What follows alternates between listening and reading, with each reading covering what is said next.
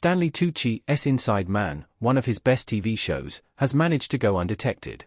While audiences might recognize Tucci as being a part of the Hunger Games cast, where he plays the charismatic master of ceremonies, Caesar Flickerman, Stanley's role in Inside Man that is a true testament to the incredible actor he is.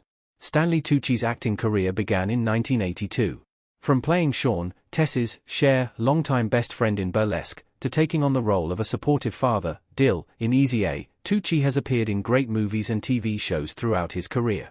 While all the acting projects Tucci has been a part of so far in his career are intriguing, it's Inside Man that takes the top spot as his best work. Stanley Tucci plays a philosophical killer in Netflix's Inside Man. Stanley Tucci as Jefferson Grief. Created by Stephen Moffat, Inside Man stars Stanley Tucci as Jefferson Grief, a criminologist and convicted murderer on death row. Because of the nature of his work before he was arrested for killing his wife, Grief is still consulted on interesting cases. Tucci's Grief is a Sherlock Holmes-esque character whose brilliant mind seems to miss nothing. Despite being convicted of a horrible crime, it's easy to forget that Tucci's character is actually a villain.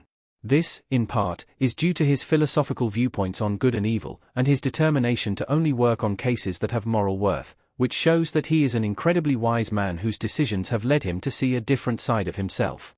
Inside Man is proof that Stanley Tucci needs to play more villain Stanley Tucci as Jefferson Grief.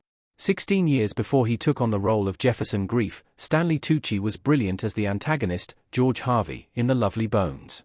However, it's Inside Man that truly proves that Tucci, while great at comedic roles, should play more villains. Tucci is a joy to watch as Grief because he understood what made his character tick.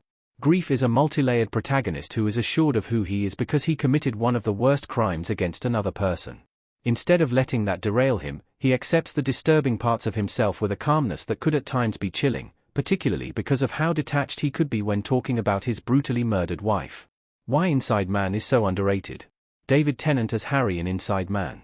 With a 67% Rotten Tomatoes score, Inside Man is probably one of the most underrated shows on Netflix, and it's a shame because it has several highlights that set it apart from other series in the genre.